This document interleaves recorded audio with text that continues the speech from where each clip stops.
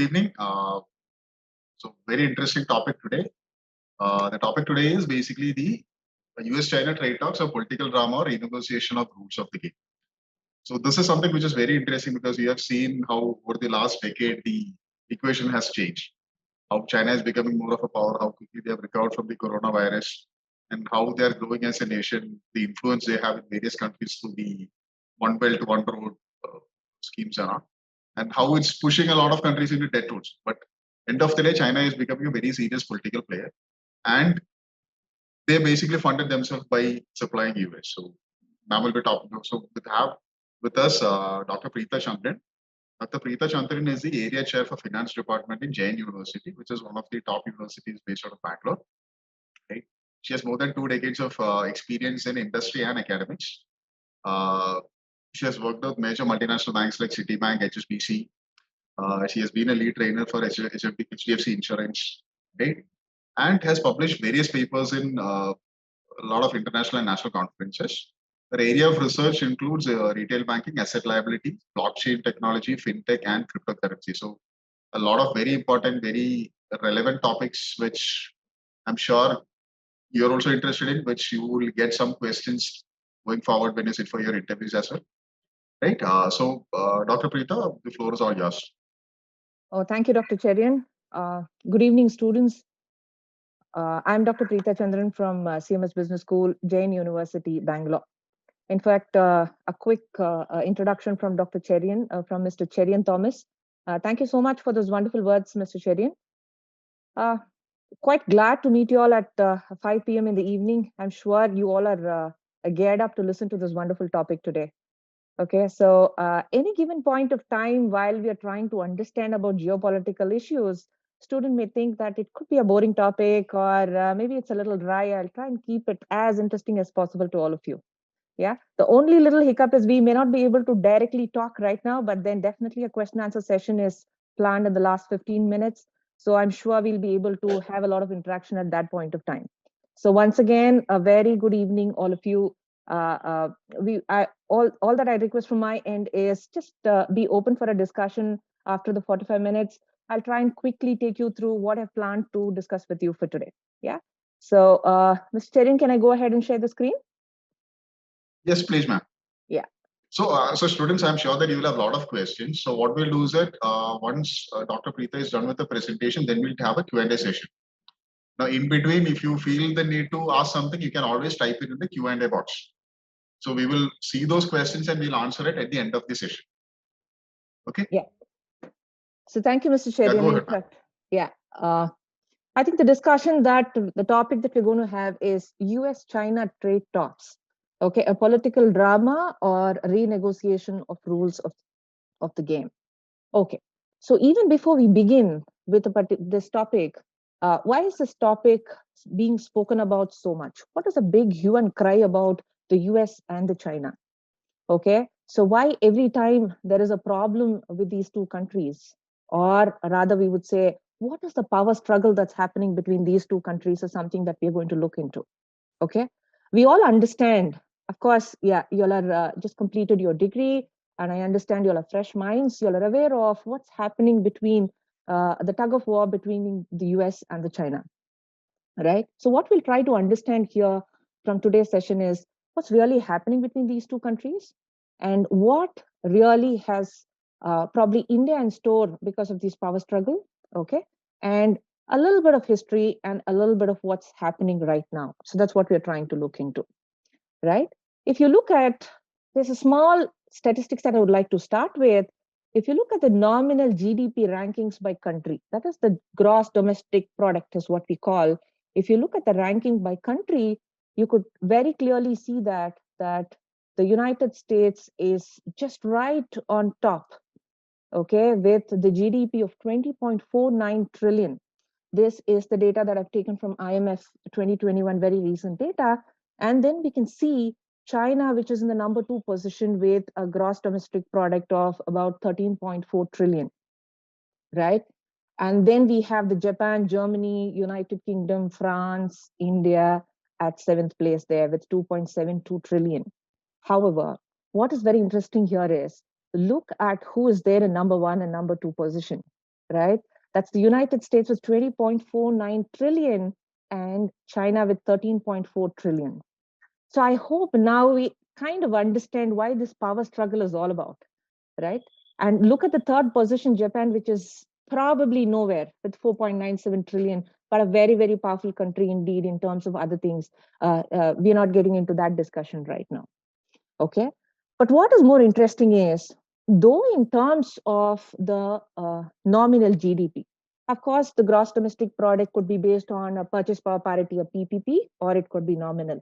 I've taken the nominal GDP for our understanding. If you look at the difference could be huge. We could see that there is somewhere around 7 trillion difference between a country like China and a country like United States. But then what makes all this difference even more interesting? Why is probably China calling itself a superpower? Yeah. So if you look at, as far as technology is concerned, of course, yes, we all understand that United States is number one and probably the unbeatable one.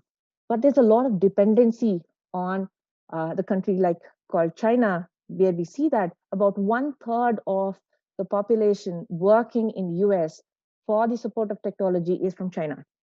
Yeah. And as far as renewable energy is concerned, in the year 2021, okay, China is number one in terms of renewable energy, though United States are slightly better doing in terms of the nominal GDP, right?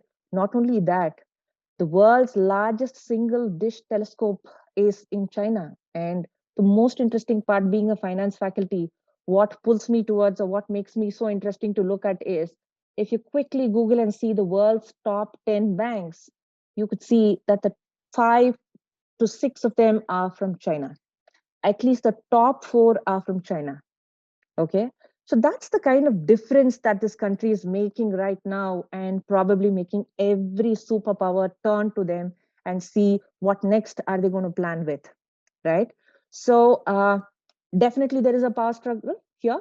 The United States, though, is a superpower undoubtedly, which we all are aware of. I think China is just very, very close to it. And I think recently the Chinese president has declared, probably till date, United States was the superpower, but we are almost there. And in a lot of areas, we've reached and we've passed the United States as well. Yeah. So on that discussion, of course, yes, a power struggle is something that we understand, but has it always been a power struggle? Just look at this very interesting trade timeline. Okay, this history, probably some of you do not really know what has happened between US and China. This trade line timeline could help you in understanding what really happened in the past. I'll just take you through quickly as to what it is, and then we can have a discussion on that. If you look at the history, it is not now. It is in 1784 that the trade between China and US started. Okay, and just look at the timeline as in when I speak about it. In 1800s, the trade between China and US flourishes. In fact, they both really, really did well in 1800s, where the steam replaces sails on vessels. The ship were able to move a little more faster. There were a lot of trade happening. In fact, a lot of successful trades were happening between them. There were no political or there were no power struggles at that point of time. Okay. Further, what happened is things went on. Of course, those little glitches happened between those trades. We know that all of us have learned what the Silk Route is, which China is famously known for. And then during 1949, what happened is the Chinese nationalists established a maritime blockade, okay, of mainland Chinese seaports. That's where the glitches started off. So because of these blockade, I think a lot of countries had those issues of trade and started looking at what really is China up to. And then in 1950, US declares a trade embargo on China because they understood that they're trying to control the other countries through whatever facilities and infrastructure that they had. Okay. And then in 1972, this is a most important historical event that happened at that point of time. The president of US, the then president of US, Mr. Nixon, visits China. That's the first ever time a US president visited China and negotiates opening trade between China and US once again. Okay, so this was very, very important because they understood and they realized that the two larger super economies cannot be going on a trade embargo longer. Okay, so they wanted to get together. They wanted to rule out all those differences between them. So that's where Nixon visits China in 1972. And then there are negotiations that happens, and they try to see what best can be done to bring out those issues among them. And then if you look at in 1997, there's a huge Asian financial crisis that happens. I'm sure we are aware of it, the economic crisis. Okay, and then during 1970 to 2010, we look at that after Nixon's visit, trade between China and US flourishes. Okay, we could see that that's the golden period for both the countries. In fact, both benefited out of each other, right? And that is a huge 40-year period. But the power struggle has always been there. Okay, so who's the superpower? That struggle has always been there. Who's better? Who's number one? Which is the largest facility that each one has? That's been happening for quite some time. But however, if you look at in terms of trade, I think they were extremely doing well in this period from 1970 to 2010. Okay, from 2007 to 2010, once again, the financial crisis crops up. We could see that the trade further dips down because of the crisis that happens. Okay, and then after 2018, I'm sure most of you are aware that there was a trade war that was during the Trump's period. There was a trade war between China and the US. I'll definitely take you through what is that small hiccup that happened between two countries and why they went in for a trade war. I'll take you through that as well shortly. Okay, so basically, if you look at what is a trade war, for some of you who do not know what a trade war is, we understand that it is a war that happens, okay, so that they try to ensure that in terms of trade, okay, a country has to benefit while making a trade, right? They try to see that as much as possible, there is a trade deficit coming in for another country. Okay, they try to see they play all strategies that the other country is in a disadvantageous position while they are trading between each other. Okay, if you can just look at the small chart which is there down below, which is a growing deficit, we could see that out of the trades that the US had with China, the trade deficit right from 1990 to 2018, you can see that the deficit is growing little by little. Okay, so if you could see that the difference, I'm just taking my arrow mark towards it. If you can look at the difference between the trade deficit, it slowly mounted, and then in 2018, it went up to $419 billion. Okay, so is it great to have a trade deficit? You can see that the imports are extremely higher than the exports. Okay, so the Chinese imports are extremely higher than the exports. So that is where a trade deficit comes in. Is it good for a country to have trade deficit? Definitely not. Every country tries to achieve a balance of trade. Okay, try to matches the imports and exports to a larger extent. The higher the deficit, the bad it is for the economy, right? So you keep on a prolonged deficit is definitely not a very, very positive sign from the US perspective, right? And this, in fact, raised the eyebrows of the politicians back in US at that point of time as to how are we really trying to bring down this deficit, because there were certain predatory measures that China took at that point of time. I'll be explaining to you what it is all about. And when did it all officially start? Probably I would say officially it started off in March 1st, 2018, after the tariff announcement on steel and aluminum imports. Okay, so I'll take you through what it is and how it all happened. Okay, so basically, when all these issues are happening, it's a very interesting to see a quick calculation. Okay, so if you could see the trade, in fact, with China saves Americans money. Okay, so you must be wondering how is that possible? There's a small quick calculation for you to look at. In fact, the Chinese manufacturing facilities, it lowered the prices in the United States. It lowered the prices to that extent, okay, that the Americans started spending less on those goods. Had the Americans had to manufacture their own products, if they had to sell it and make money out of it, probably it wouldn't be that successful. But what happened for them is, since they managed to buy these low cost products from Chinese, they were able to save some money as well. Okay, there are two angles to it, though I will be taking you through both angles. The very first one is from a consumer's perspective. Okay, at an aggregate level, if you look at the US consumer prices are 1% to 1.5% lower because of these cheaper Chinese imports. Okay, so what's the advantage for the Americans here? Okay, look at the advantage.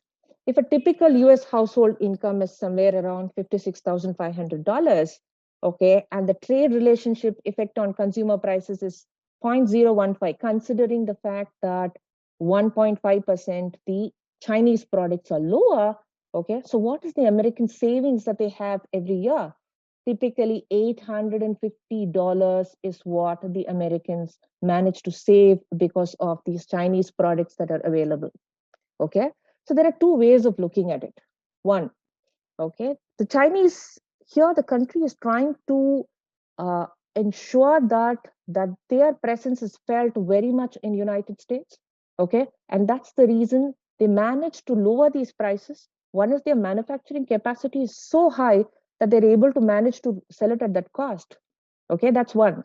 The other angle to it is, at the end of the day, the US also benefited out of it. They realized that though they wanted to increase their manufacturing capacity to that much, to that level, one important point that they noticed was trade with China has saved American families about $850 a year, which is a huge money while you look at as an economy how much you've managed to save, right? So what really happened is, it was important for America to have this association with China, though there was a lot of power struggle and though there are a lot of business negotiations which didn't go through the way it is supposed to be going through. And that's the reason there was always a tussle between these two countries. But then, to be very, very honest, both were largely dependent on each other for its economy to grow, right? So if any country would help another country to save about $850 per family in a country, I'm sure they wouldn't miss that opportunity, isn't it? So America also didn't want to miss on that opportunity. So they were trying to find out how things can be countered. Yeah, this is a very interesting picture that speaks about the import tariffs, okay, on the Chinese. Let me just quickly take you through this particular diagram. I just want you to focus a little bit on this so that you understand how basically things work. Okay, so countries can target each other by raising import tariffs. What happens in such a situation? Let's say, for example, okay, two countries are doing businesses, trade, right? So how can a country target another country? So here I'm trying to take you through the trade war, the concept of trade war, right? So what really happens? What is the effect, right? So the first scenario is, the United States raises import tariffs on Chinese products. This is what I spoke to you on the second slide. I was talking to you about aluminum and steel. What did the United States understand is, there was a lot of dumping which was happening by the Chinese back in United States, because of which the manufacturers of United States were not able to sell their own products in their country. Okay, because these cheaper Chinese products were available for them. So the consumers were, of course, happy. Okay, they were able to save some money, but look at from the manufacturer's perspective. They were not able to sell the product, neither were they able to sell the product at the rate at which the Chinese products were available. Okay, so what really US did in 2018, have a close look at the diagram and you'll understand the entire story, how beautifully it is planned, right? The United States raises import tariffs on the Chinese exports, right? And I very specifically told you this was more towards steel and aluminum at that point of time in 2018, right? So what really happens? What is the effect of it in US? Larger market share for firms operating on US soil and more jobs, higher government revenues. Why? Because one is the import tariffs are increased, and the other one is we understand that it is not a very welcome sign for China, right? So what does China do here? What happens to China? Chinese exporters face higher costs. So now they have to incur higher costs to send goods back to US here. Fine. So what are the options that are available with China at this point in time? Okay, there are three options that are available. Option one, pass through of higher cost in sale prices. Okay, you just pass through higher cost in sale prices, ensure that you sell it at a higher cost. Okay, so that the American consumers have to face that, and they will end up paying a higher cost for your product. That's option one.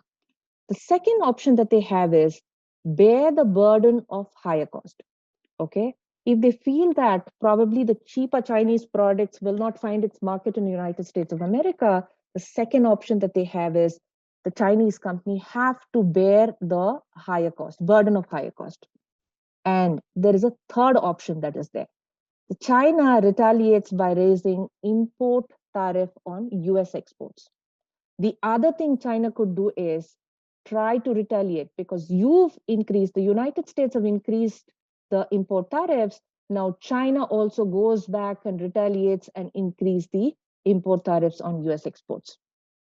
Okay, that's another option that the Chinese have. Okay, we could see that it is the third option that the Chinese managed to pick up. Okay, and that's where what we call as a trade war. Option one and option two, things become smoother between both the countries, because at the end of the day, in option one, we see that the entire burden comes on the American consumers. Option two, the burden comes on the Chinese economy, where the China may have to take it up.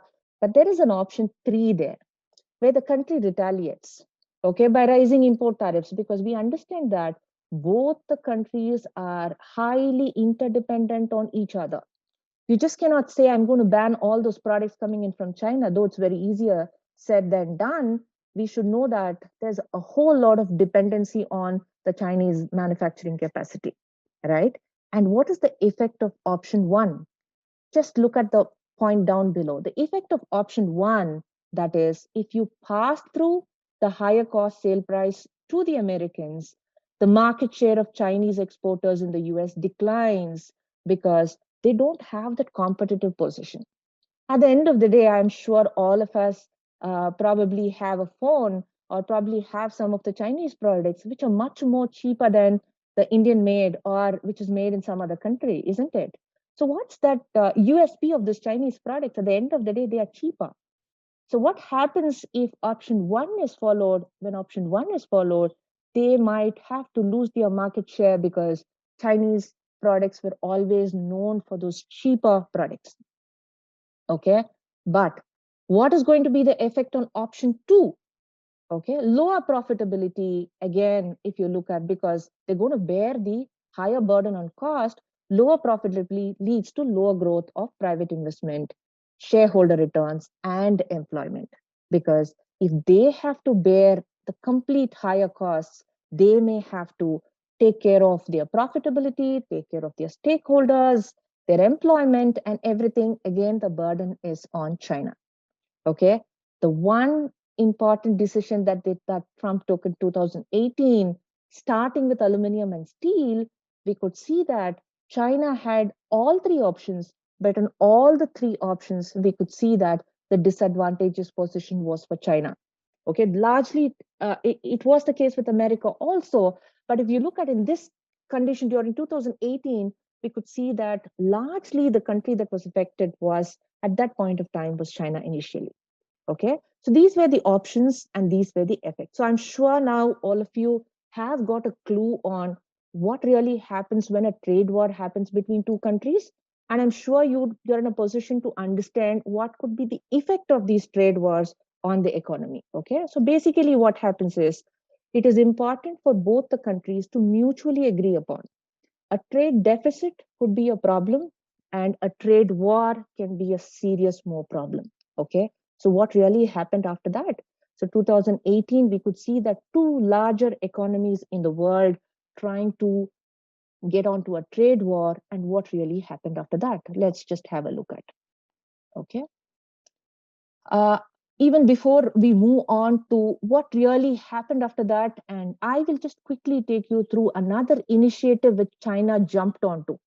okay, which I'm sure Cherin was also talking about while he was trying to introduce me, which is the Belt and Road Initiative. Okay, this is a very, very interesting initiative taken by the Chinese government. If you could look at, okay, this is Belt and Road Initiative Corridor, infrastructure corridor is what it is called as, spanning some 60 countries, okay, primarily in Asia and Europe. If you can look at uh, the route here, which is in pink in color, that's the maritime, which is passing through the oceans, the ports, okay? And if you look at the one which is in blue in color, that's the overland route of Belt and Road Initiative, okay? That's over the land, the Belt and Road Initiative. This is an infrastructure facility which was developed in China, okay? And the initiative is taken by China. And what is the cost that they're incurring for it is, which is $4 to $8 trillion is the money that they're spending on it, okay? So what's so great about it? One important point that we need to know is no other initiative in the world as far as connecting the countries between one road as concerned, no other country has taken this initiative till now, and China managed to do that. Okay, you look at the pink and the blue routes, of course, it goes back to the Silk Route that we have studied back there in our history. But however, if you look at those pink and those blue routes, what we clearly will be able to understand is it has almost covered every single country and continent. Okay, and in the process of this Belt and Road Initiative, when time permits, I think I request all of you to just go ahead and Google Belt and Road Initiative of China. You'll be able to understand a lot more interesting things. Okay, you'll get to know as to how basically what are the efforts taken by the Chinese to get this road built. Okay, and out of that, the most interesting part is China became an economic predator. Okay, so that's what is the term that is used for China. Why? Because we could see that all those countries who are not economically strong or who are dependent on another country, China took advantage of and managed to build this Belt and Road Initiative. Okay, we could see our own neighbors, which is one is Pakistan and the other one is Sri Lanka. Okay, heavily indebted to China. We understand that Sri Lanka has a lot of debt to be paid to China, and taking this as an advantageous point, China managed to build its Belt Road Initiative through these countries. Okay, so that is where these G7 countries and this US really wanted to put a question asking, how are we really going to handle this issue? Because if you look at it, is not only about the road spanning some 60 countries. Okay, it's also about a country wanting to become a superpower, which is one, and also a country which is trying to be an economic predator. Okay, so all those countries which probably were economically not so doing well had to be dependent on China, and China took advantage of this entire situation. But definitely a wonderful initiative where you could see that trade is going to be much easier. But then there was a threat for the other growing or the small developing economies. Okay, so what really did US did, or how did it retaliate back? Look at the plan that US had. Okay, US plans to roll out projects to counter China's Belt and Road Initiative using a $40 trillion. Okay, if Belt and Road Initiative China had spent about 4 to 8 trillion, we can understand that the US is planning to come up with a new initiative which is called as Build Back Better World Initiative. Okay, and that is for about $40 trillion initiative, and this is expected to be completed by 2035. And of course, US is not the only country which is planning to do that. The plan is of US, but however, it is the G7 countries which wants to get together and try and see how much they're able to build this infrastructure project across. Okay, so why they call Build Back Better World initiative is they felt that this Belt and Road Initiative, rather than looking at it as a wonderful infrastructure, it has crushed a lot of economies. Okay, so they felt that it is important to stop this activity at some point in time, put an end to what China has been doing, and then make some better infrastructure availability for them so that the G7 comes together, spend a lot of money, do not put the other countries on debt and try and see what best can be done. Okay, so this is the kind of counter that China gives US and US gives China.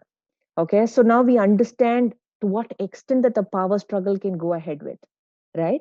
So provided the time permits, I request all of you to going, has things become better or have things become worse? In fact, for both the countries, things have to become better, because otherwise, which probably the entire, if can I can put it in that way, that if you look at every other country's economy, you try to put it together, definitely all of them together wouldn't reach the economy of US and China put together. That's the size of these two superpowers, right? When we know that that's the size of these two superpowers, they would want to get that advantage of each other as well. So both the countries are very, very clearly aware that they are dependent on each other. But then there's always these tug of war that's been happening, and there are discussions which happens, and then things turns out to be a little smoother. Okay, so why as students it is important for all of us to understand these geopolitical issues.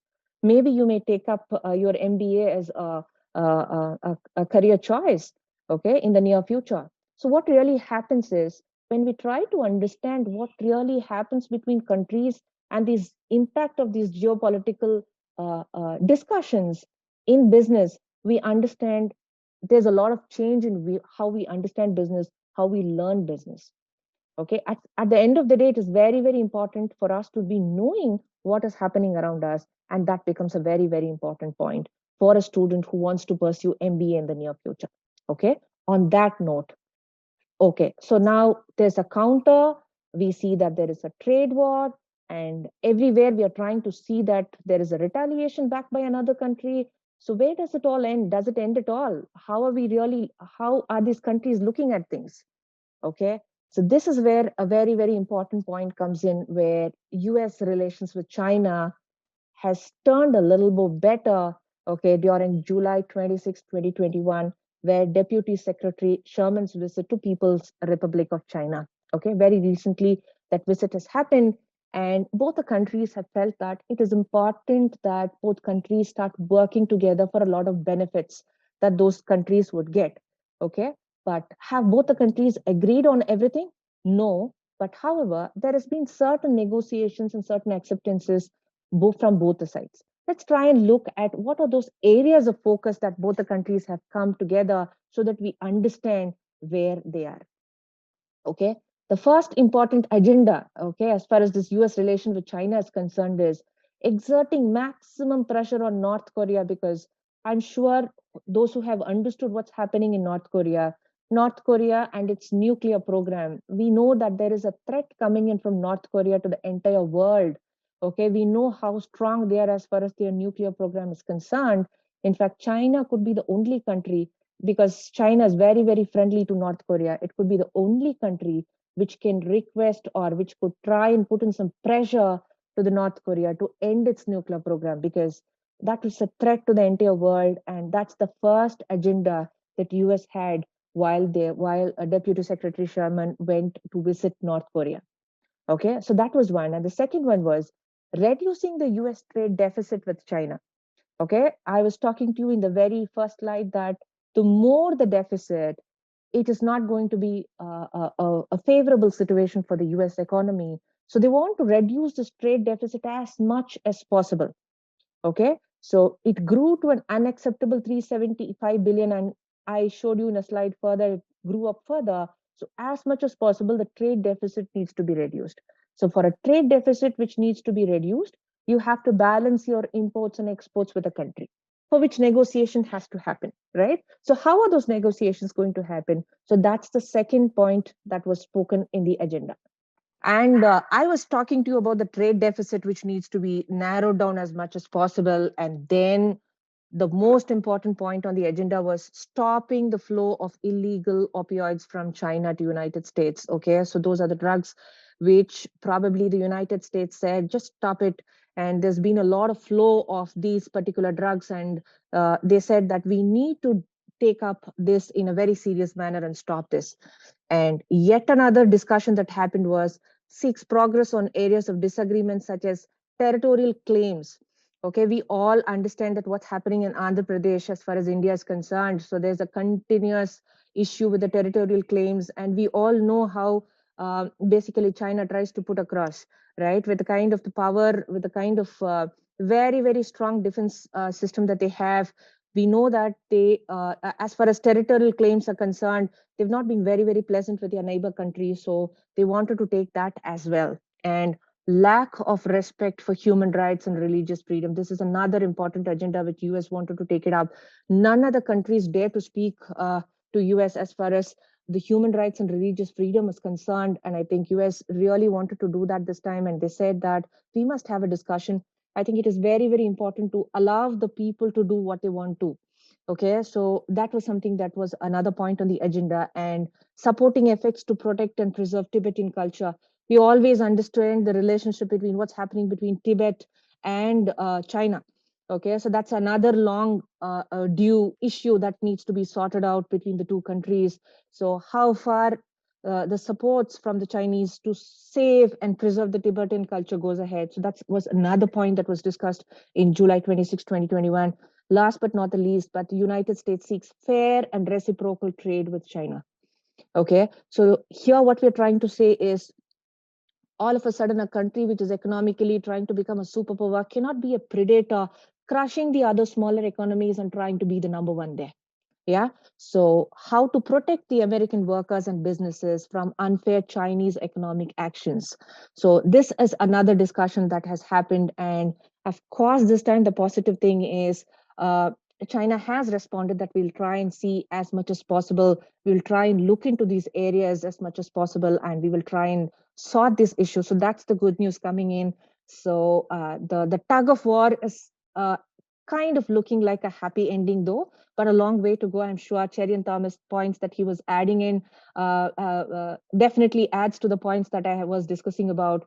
So going forward, what can be expected is, of course, as rightly as he was telling, it's very, very important to invest in technology. Yeah, so that's the next important agenda. So because of the relationship issues, did India really benefit out of it? Yes, to a certain extent, but then that's not the only agenda on the cards right now. Okay, so how far that we will be able to be self-reliant, how far we will be able to take up our manufacturing capacity to a different zone altogether is a point that needs to be looked in at this point of time. Yeah, Cherin, I think there was some questions from the students. Yeah. Can you take that up? Yes, ma'am. Yes. Yeah. Yes, So yes, that's it for my students. I hope that added a little bit of value to you. I think it's a quick 45 minutes discussion. So I just wanted to crush in all that I wanted to talk to you today. Yeah. So over to you, Cherian. Yes. Yeah. So just one more point. So see, like I said, because of the pandemic, a lot of countries started shifting. A lot of companies and countries started shifting their supply chain from China to other countries. But the most interesting thing is that bulk of them went to Vietnam. And even though we lobbied very hard for that, bulk of them went to Vietnam. Yeah. So Vietnam, like China, is another communist country, which is communist only in name. Yeah. If you look at the ease of doing business of India, okay, for the students who've joined here, ease of doing businesses, how easy it is for any business to start up in India. We are in 63rd position, people. Okay, so though in terms of economies, though in terms of growth, we say that yes, we are scaling up, we are in 63rd position. There are other small, tiny tot companies which is better to, which is finding things easy to start business with. Okay, it's very easy to set up a business in Vietnam. It's not easy to set up a business in India. So that is where when an opportunity lost for, it's a huge opportunity lost for India as far as ease of doing business. The government is very seriously trying to look into it. We are just hoping that, yeah, we will improve in the near future and we will be able to arrive at least the top 10 countries of ease of doing business. So yes, the question is, what is India doing to counter China's Belt and Road Initiative?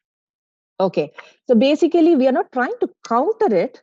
Okay, we're trying to see how far we'll be able to not get trapped into this.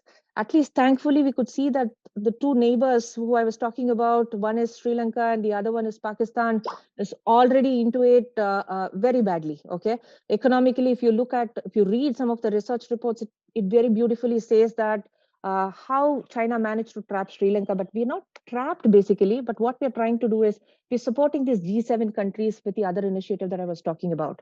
Okay, India is very strongly supporting US to counter the Belt and Road Initiative. In fact, to be very honest, the Belt and Road Initiative is a fantastic initiative by the Chinese economy. But then to ensure that this particular road happens, how the economies is being crushed is a point of worry that we're trying to discuss about here.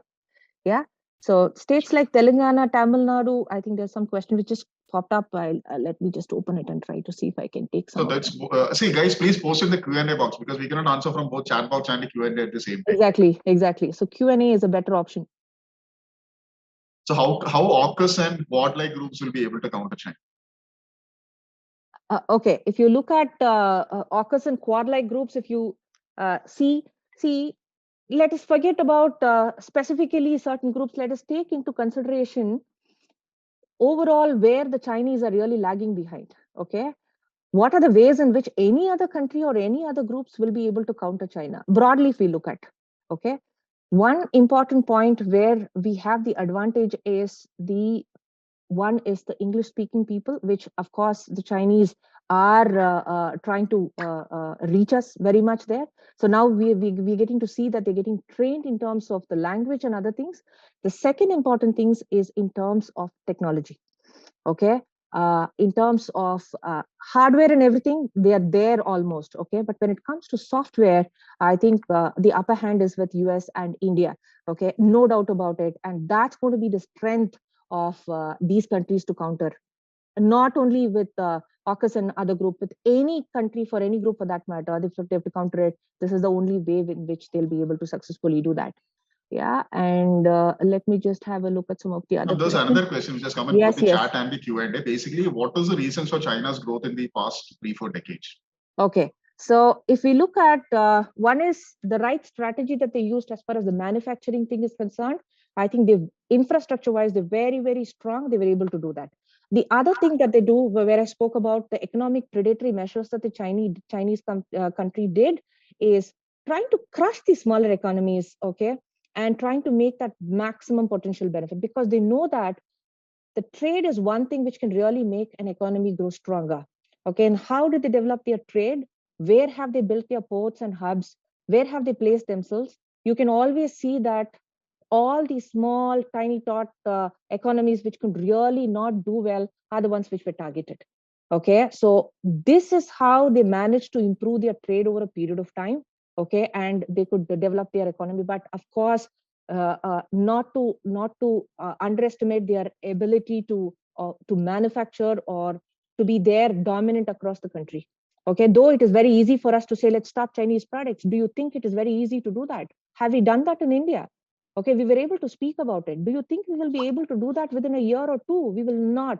Okay, it is going to take us a decade for us to completely eradicate, because we are absolutely dependent on a country like China. So it's going to take a long way to, I think it's one is their ability to manufacture, their ability to counter some of the threats that they've had. Okay, the kind of investments that they make, right?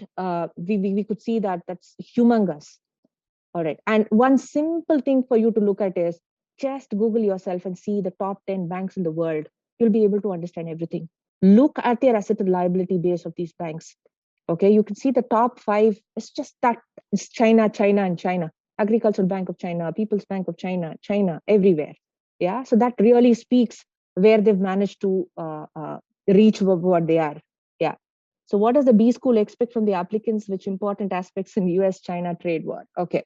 So I had the finance area of CMS Business School. If I have to see, I have to tell you what is that I expect from the student is, see, basically, students who are wanting to pursue their MBA course have to be aware of what's happening around you. Okay. If about 134 participants are here, how many of you read regularly? How many of you update yourself? I'm sure most of you would. If at all you are, we are glad. But what happens is after you join a course, that connect for you to read and know what's happening around, kind of comes down. Okay, the zeal and enthusiasm to know what's happening around you comes down because of the kind of pressure of assignments and other things that comes in. at the end of the day, an MBA is all about if you are able to understand and apply those concepts that you're trying to read on your papers and on the economy, that's your MBA. Okay, here we do not focus on your textbooks and reading materials. That's not the focus at all. At the end of the day, it's very, very important for you to know what's happening around you. If you know what's happening around you, then you are a successful businessman. No textbook tells you how you're going to be a successful manager at all.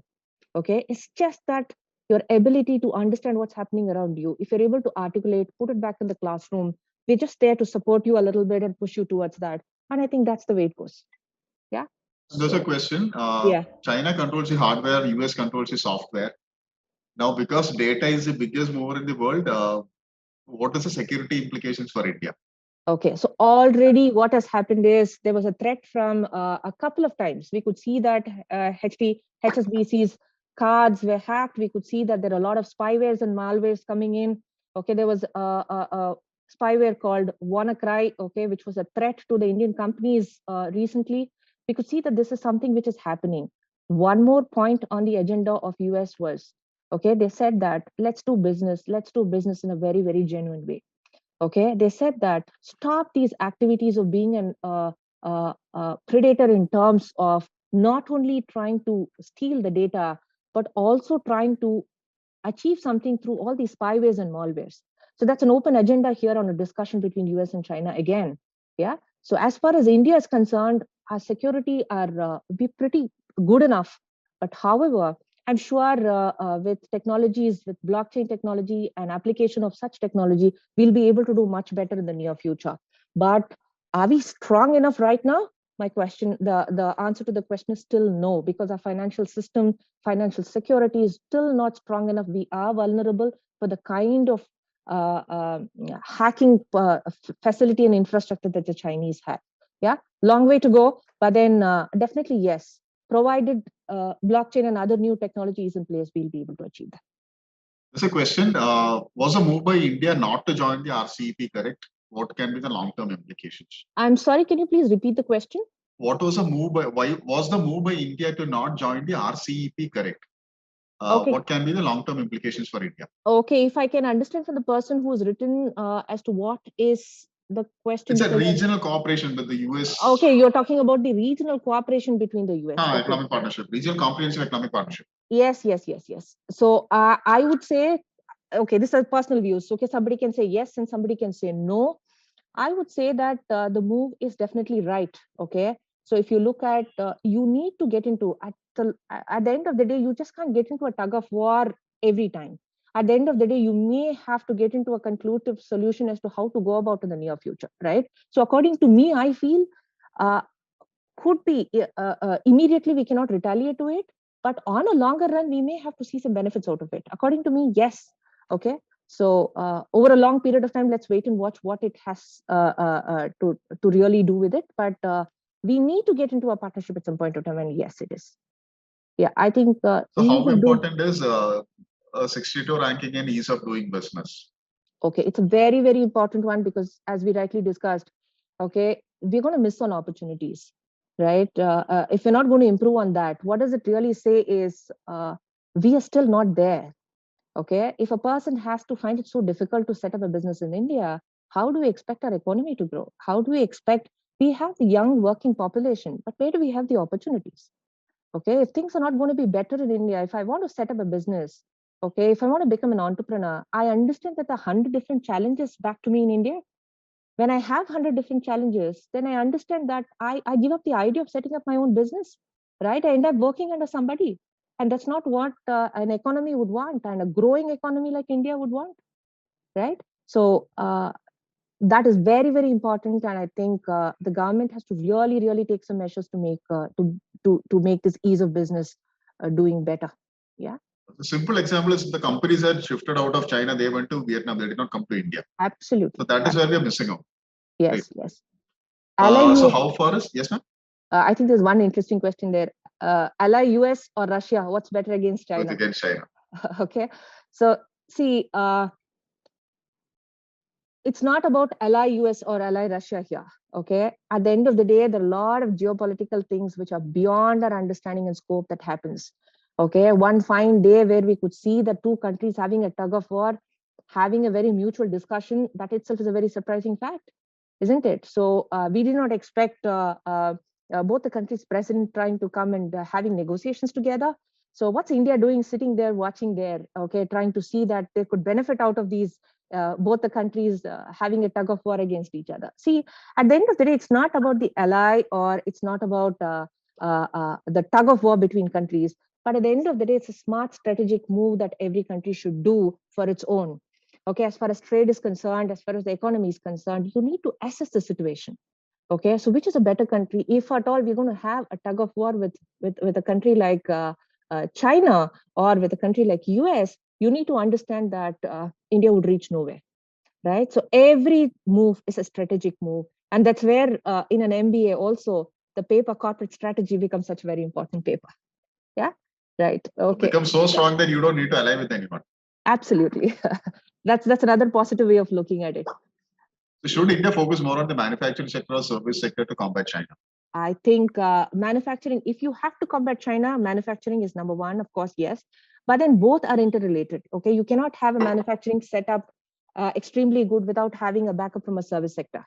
Okay, look at the kind of, if you look at a telecommunication sector, we are weakened. Okay, look at the banking sector. There again, we are weakened. We are getting in for a merger. We're getting this public sector banks privatized, and all of them are happening on the cards. But look at the number of banks China has, look at the number of banks United States has, look at the number of banks India has. Okay, for the second largest population, I think we definitely need to improve on the service sector also. But however, manufacturing is probably a priority right now, and then the services will have to follow. Yeah, so yes.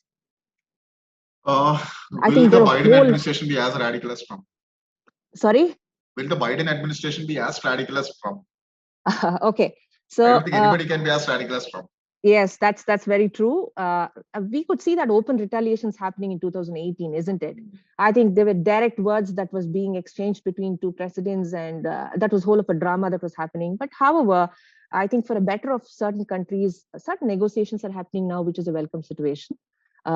Because we cannot always keep retaliating. And I feel Biden's government, definitely, this is my personal opinion, has a long way to go, and we should wait and watch what's going to happen in the near future. But strategically, the decisions which are taken seems to be good enough for the country, for the benefit of US. Yeah. So Trump was very erratic, unpredictable. I mean, like what he decides today morning is probably something he wouldn't remember tomorrow. Correct. So, but the only challenge is he was the president of US, so anybody had to listen to it. So that's how it all turned out. Yeah. So there's a question: does having Communist Party help to apply these strategies? I don't think it's about communist parties, right, ma'am? I think it's more about decisive leadership. Absolutely. It's one about decisive leadership. And then I think the discussion with US had with India was on the religion, on the freedom for the religion, the freedom for people to choose what they want to. Okay, they can continue to be a communist party, they can continue to be a democratic country, or the way they want to. But the only issue is it's not about socialist or communist or democratic here. It's the question of do the people of China have the freedom what they want to? Okay, if they have, then there's no question of anything. I think that is something which needs to be looked in as well, right? It's not time to wait and watch. India should increase their hard power and soft power. Of course, yes, it's high time we do that. I think there are a whole lot of questions coming in. We managed to pick and choose few questions. And so there's an interesting question, ma'am. China's major economic growth is due to its real estate investments. Absolutely. Since Evergrande is falling apart with debt, do China have alternatives to regain its economy at that level? See, one advantage that the Chinese economy has is, though they felt they've just fallen apart as far as real estate is concerned, and as far as Evergrande, I'm glad that you'll have read on that and you're writing your questions on that. We're extremely glad that you're aware of all this.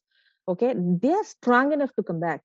Okay, definitely it has taken a dip on the economy. Okay, dip on the economy, but if you look at on the long run, they will definitely be able to come out. It's not only the real estate in China which got affected. You could see that the impact was all over on all the economies at that point of time. Yeah. Do they have other alternatives to regain its economy? Let me be very honest with you that they have dipped, and for a very, very short span of time, they're going to bang it back. Yeah. Right. So it's a very direct question. I have experience in asset liability management for 2 years. As you are from the same background, what sort of questions would you ask me in an interview? Okay, that's a very interesting question out of the blue. Okay, if I have to interview you, whosoever has asked this question to me, if you have to manage, if you look at a bank's balance sheet and if you tell the asset liability management is managed well, what are the 2 important points that you would look into a balance sheet and answer me? Okay, so that would be the question that I would ask you. How will you say that an asset liability management is well managed? So what would be the parameters that you would look into? So that's the question that I would ask. If you have an answer, you can just put it on the chat right away to me, or it's okay. You can just go back and have a search and come back as well.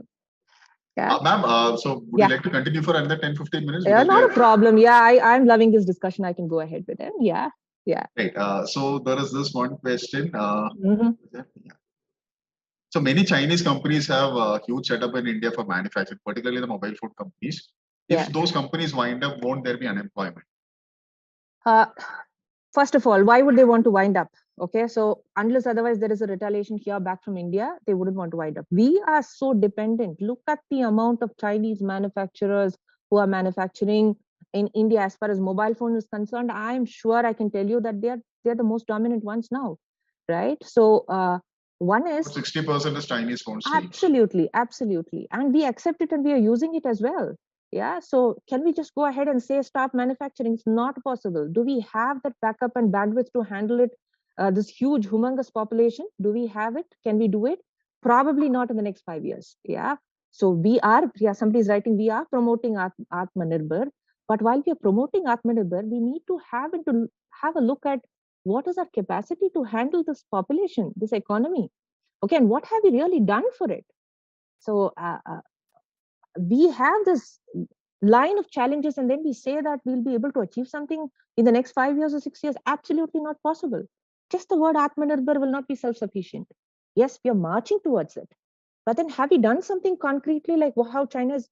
One advantage for China is there's no question of whether it is right or wrong. If it decides, it does it.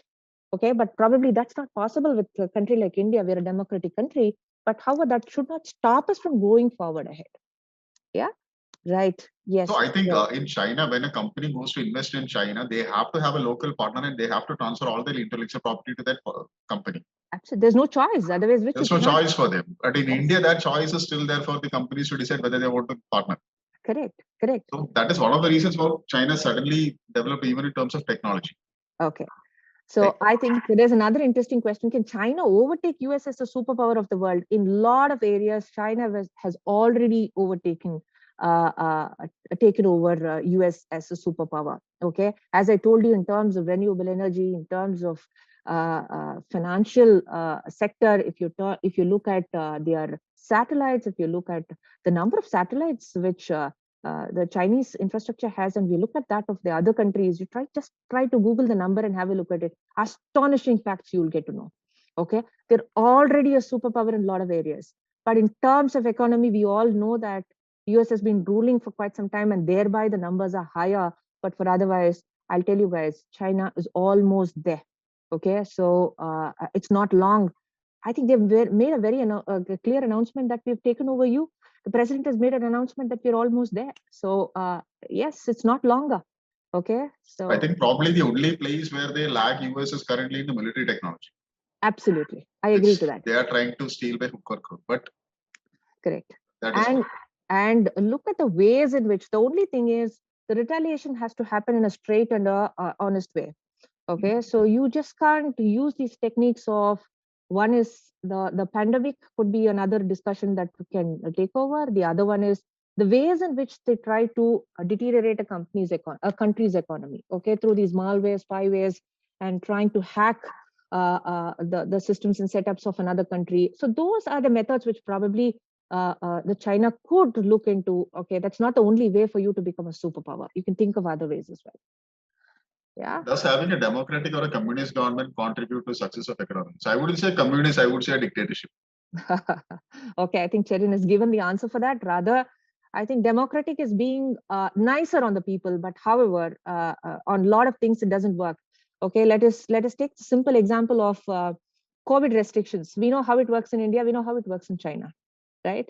So there's no question of whether a rule has to be followed or not. There's no choice there. So that's the reason there are a lot of things which works. But of course, yes, in the name of democratic, we've been quite a lot over tolerant for a lot of things, I believe. I think that's where the issue is. So my personal opinion is that when in a democracy, you always have a outlet for your voice. In a dictatorship, you are not able to basically respond. So end of the day, it becomes a pressure cooker. Yeah, there's no choice. And probably when that explosion happened, you have incidents like Tiananmen Square. Absolutely, absolutely. And before I quit, may I understand whether you liked the session, because I don't get to speak to you all. I mean, was it interesting? Was it fruitful? Because I could hardly do anything in the 45 minutes. You can just share what you felt here. I mean, on the chat, you can just feel that you can just write something that you'd want to have some additional information on something. Then we can definitely have a discussion on that as well. If there's any feedback, you can just straightly put it forward so that we can think. Yes, of course, you all can contact. We can try and see how far we'll be able to reach. Yeah. Okay. Good. But one small piece of advice for all of you for the future MBA aspirants are here. See, focus a lot on what's happening around you. Okay, keep yourself informed. That makes a lot of difference back in the classroom when faculty members are trying to speak what's happening around you. You'll be able to participate in those discussions well. Okay, you take up MBA as a course, or you want to set up a business in the near future, whatever could be your plans. I think it's very, very important to keep yourself updated. And you've been wonderful audience here. The kind of questions that were asked was fantastic. And for people who are not aware of a lot of things, I would request you all to please go ahead and read. Okay, reading makes you definitely better in terms of discussion back in the classroom, and in terms of confidence that you're going to have while we're going to have discussion in the classroom. I think it is very, very important for you to go ahead and read. Okay, so we keep telling our students, and even I love to have more sessions with all of you, provided we get an opportunity to again. I think it was. If you could say something about the Jain University also, I'm sure. Oh yes, why not? I represent the finance area of CMS Business School, Jain University. See, one good thing what we do here back in the university here is, see, we believe in a model where what is happening in the industry is something that needs to be discussed back in the classroom. Otherwise, we feel that doesn't make sense. Okay, so the bookish way of learning is probably outdated, and we wouldn't want to take it that way. The blended learning approach that we have at the CMS Business School, Jain University, is one thing which is probably keeping our students intact. Okay, so if we are able to place our students at the end of the third semester, the advantage that we have in the first 3 semesters is that the students are aware of what's happening in the industry right now. So we have our industry speakers coming in every week. Okay, so we have a session exclusively for the industry speakers. So we don't have that gap between what's happening in the industry and what is that we are teaching. So if we try and bridge that gap, I think most of the business school can always be successful. And that's one reason why I think CMS Business School is extremely successful in, right? So that's the advantage point that we have. But however, not only for the students who are going to join in CMS Business School, but for whoever is going to take up MBA as a course. Okay, the 2 small things that we would always want to emphasize them is, try to bridge the gap between what you're reading and what's happening. Okay, try and understand what's happening around you. Second thing is, be curious. Okay, even if it's the simplest of the simple question, always be curious and childlike and ask questions so that you'll be able to be a better manager. So a person who asks a lot of questions definitely is going to be a better manager, is what we say. So I'm sure all of you, with the kind of questions you all ask, I hope and wish all of you become better managers, better entrepreneurs, better businessmen, better CFO, CEOs, okay, and whatnot. So, Sherian, will we be able to wind up? Yeah. So thanks a lot, ma'am. It's a very informative session, a lot of knowledge for me as well. Now, this is something I'm sure that all of your mentors have told you from the day you joined IMS. Please read newspapers. Okay. That's probably the best source of information, primarily because newspapers, at least they sit and think before they write things down. Absolutely. So there'll be some analysis or some information, unlike your WhatsApp forwards or your in shots. And Sherian, just another small piece of advice is, see, there are a lot of junk on the newspapers. You have to be clear on what you need to read. Okay, so be specific on the business news, be specific on the papers that you choose, though I wouldn't want to name anything right here on the session, be very, very specific on what you're choosing. Okay, try and avoid those junk news and focus on the business news. Right. So ideally, read the financial papers, or if you're reading a normal paper like Hindu or Indian Express, read only the editorial page and the business and finance section. Yeah, so that is the most important for you. We recommend the Mint here. Okay, the paper Mint is also a good option. It's a very fantastic paper for you to read if at all you want to develop the knowledge in terms of business. Yeah. So anything which is very colorful, avoid it. Anything which is very dry but a lot of information, take it up. Yeah. Right. So guys, so I'm sure that your results are out. You will be expecting calls. Your calls will start coming out now. So all the best. Start reading up now if you have not done, because current affairs anyway is one way to assess how much in touch with your society you are. Right. And one advice is that start preparing a resume so that basically you'll get a question, tell me something about yourself. So you should be aware of what you are, who you are. So prepare a resume is the best way to know what your achievements are. Right. So once again, Preeta ma'am, thank you for this amazing session. I'm sure that, so I'm getting a repeated question from Fardeen Khan. To stop brain drain, what India should take. So basically, India should do nothing. We basically give the opportunity for people to work here. People will not go abroad. Absolutely. If there are the best companies, the best investments here, people will stay here only. Right. Yeah. So ma'am, you want to add something? Yeah. Just I think we've gone far ahead than what we were before. We've become a little more competitive than what we were before. So brain drain has definitely reduced compared to what it was in the last decade. But however, if you look at some of the best brains which are working as CEOs and CFOs in all other countries, we could see that are all Indian brains there. So what are those brains doing there outside India? Okay, they should be working here. So on those lines, if you look at, yes, I think we need to provide a lot more opportunities to those best brains here back in India.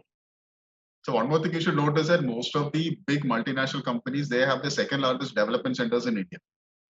So that is how good they rate assess. Now, as long as we can invest and we can develop these things, it will work out. And so basically our IT companies are also moving up the value chain. So don't worry, it will happen. Maybe in the next 5 years, 10 years, 15 years, it will happen. So all the best for the future, right? So all the best for your interviews, all the best for your GDPA sessions, whatever. So it's bye from us, right? Yeah. Thank you, ma'am. Thank you, ma'am, once again a wonderful session. Thank you, Cherian. Thank you. Though it was a short time, I'm sure, I hope I have made some sense to all of you here. So thanks a lot, students. Thanks a lot, Cherian, for the opportunity, and IMS India for the opportunity here today. So thank you all and have a very good evening. All the very best, students. Thank you. Bye. Yeah. Bye. Bye, guys.